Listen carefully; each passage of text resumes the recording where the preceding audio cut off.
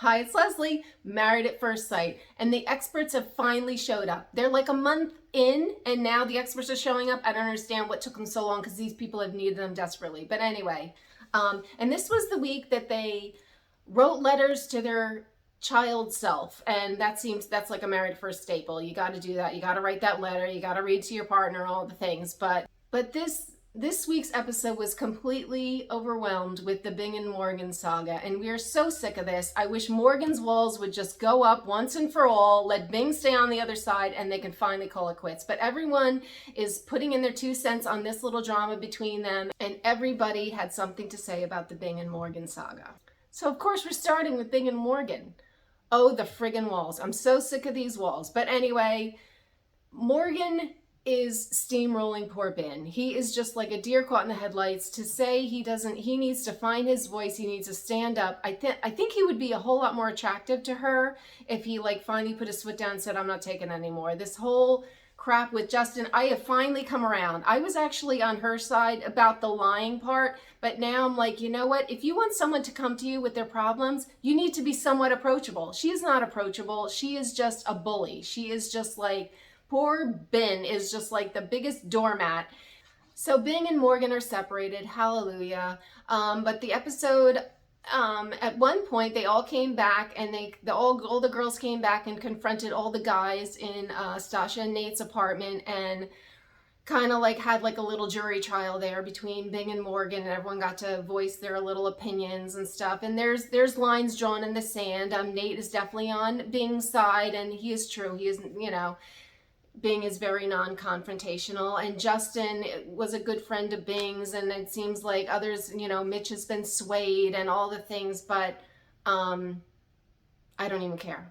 Morgan feels she has to defend herself all the time. Okay, that's fine. But I did notice she got a new tattoo on her arm because I saw the little plastic over it. I was like, you know what? Her marriage is falling to pieces, but she had time to go get a new tat. But, that's cool. But anyway, on to the next people. I'm going to move on to Nate and Stacia, and you can tell they are on a good path because they have coordinated outfits. The nice jean tops, the nice white pants, they are on the same path. They are a match. Everything is going great. They wrote their letters, they cried, they met the dad, all the things, they are so perfect for each other. And sad that this is like a little footnote in our thing here that they consummated their marriage. They have to say that, they drop it in with Dr. Pepper. So anticlimactic. That should have been the leading story here. Gonna move on to Lindsey and Mitch. I guess they're doing fairly well. Lindsey is taking her power back. I guess from the beginning, she's like, you know what? I've tried my hardest to make this guy happy. Now I'm done. He needs to meet me halfway. And they do seem like they are meeting each other halfway. Mitch was really cute as a kid, I have to say.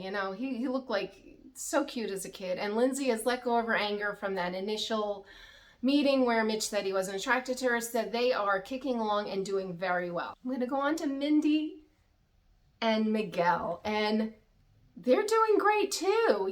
This is how it is, week on, week off, but they're doing great too. They gave their letters to each other. After Miguel read his letter to Lindy, he told her he loved her. I was like, oh my God, they're a month in. It all seems so fast to me, but it was like that time clock was kicking. You got to say, I love you. That was like a thing. She said, I love you back. I mean, it was all wonderful. They're like doing phenomenally. Everything's sunshine and roses for those two. Dr. Pepper met with Mindy and Miguel and asked, oh, so have you told each other that you love each other? Crickets. Thankfully, they didn't do it there with Dr. Pepper. That would have sucked. They waited at least for later. Now move on to Justin and Alexis. They are still on the struggle bus. I mean, moving along. Of course, the saddest thing to me in all of this was that Justin had to leave his dog, Maya, at the training center because I guess they said he's untrainable, and I was like, oh, that broke my heart more than any of this other nonsense, but that was very upsetting. I do appreciate Justin's softer side, especially when it comes to animals. But Alexis says she's forgiven him. They had another freaking clean slate for them. They have plenty of them. They're moving on, and I guess they're kind of in a good place. I don't know.